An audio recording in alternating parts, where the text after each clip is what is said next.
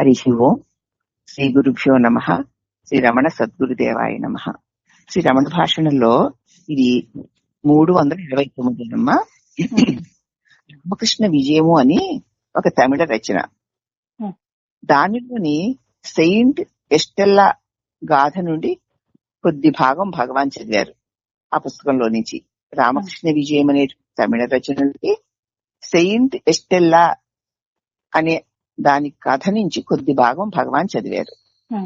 కానీ ఏముందంటే, నీ శత్రువులు, లోభ మోహాలు నీకు కీడు కలుగుతున్నాయని తోస్తే, నీ శత్రువుల వల్ల, ఈ లోభ మోహాల వల్ల నీకు కీడు కలుగుతోందని నీకు తోస్తే, అంతర్ముఖుడవై ఈ కీడుకి కారణం ఏమిటా అని వెతుకు నీ లోపల.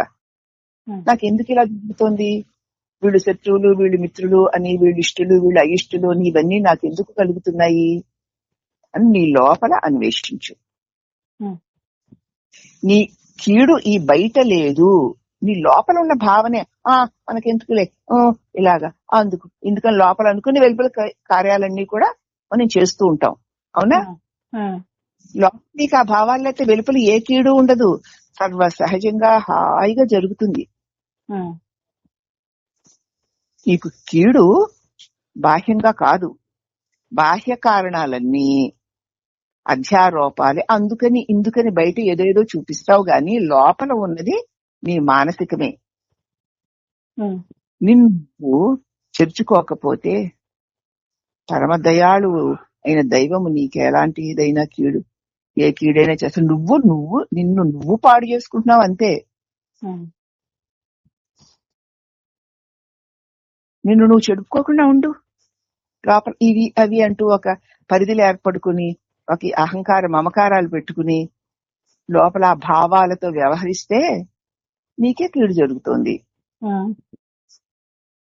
బయట క్రియలన్నీ కూడా సక్రమంగా కాకుండా వికృతంగా జరుగుతున్నాయి.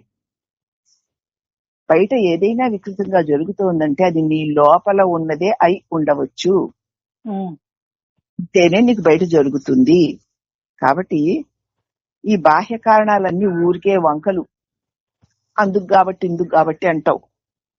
కాబట్టి ముందు నీ లోపల నిన్ను నువ్వు చెరుచుకోకుండా ఉంటే, ఏది ఇలాగా అల్లాగా అనుకోకుండా ఉంటే, ఈ కారణం ఆ కారణం వంకలు పెట్టుకోకుండా ఉంటే, పరమదయాళుడైనటువంటి దైవము నీకు ఎలాంటి కీడైనా ఎంచుతాడా? నువ్వే ఆయన అలాగా పరమదయతో తన చైతన్య ప్రవాహాన్ని నీ మీద కురిపిస్తూనే ఉన్నాడు. నువ్వే ఇలాగా అలాగా అది ఇది అనుకుంటూ, గిల్లుకుంటూ, నొల్లుకుంటూ, లోపల ఏవో కారణాలు కార్యాలు వంకలు టెంకలు పెట్టుకుంటూ ప్రవర్తిస్తూ ఎవరో బయట వాళ్ళు కారణం అంటావు. నీకు నువ్వు కీడు చేసుకోకపోతే పరమదయాళువైన భగవంతుడు ఏ కీడైనా నీకు చేస్తాడా? నీకే కీడైనా జరుగుతోందంటే నువ్వే నీ కీడుకి కారణం, నువ్వే నీ అసహ్యానికి కారణం, నువ్వే నీ వంకర టింకర భావాలకి నువ్వే కారణం.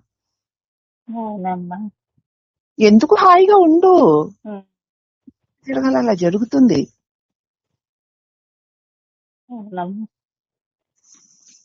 శ్రీ భగవాన్ అన్నారు, సెయింట్ ఎస్టెల్లా సరి అయిన యోగి.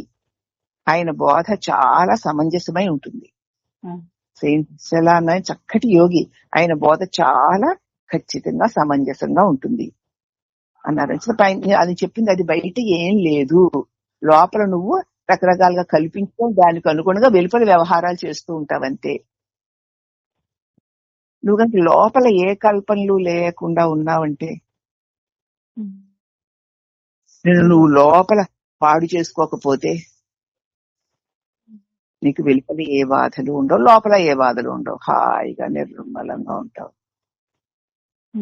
పరమదయాళుడైన భగవంతుడు నువ్వు ఏది చేస్తున్నా సరే నీ మీద తన అనుగ్రహాన్ని, తన జ్ఞానాన్ని ప్రసరింపచేస్తూనే ఉన్నాడు కదా అని ఆయన చెప్పారట. ఆ అంశాన్ని భగవాన్ అలా అన్నారు. కాబట్టి ఇప్పుడు ఎంతసేపు మన మనసులో ఉన్నటువంటి రకరకాల అహంకార రాగద్వేషాది భావాలే మన వెలుపల క్రియలకి కారణం తప్ప, మన లోపల ఏ భావాలు లేకపోతే మన వెలుపల ఏ క్రియలు కూడా మనల్ని బాధించవు.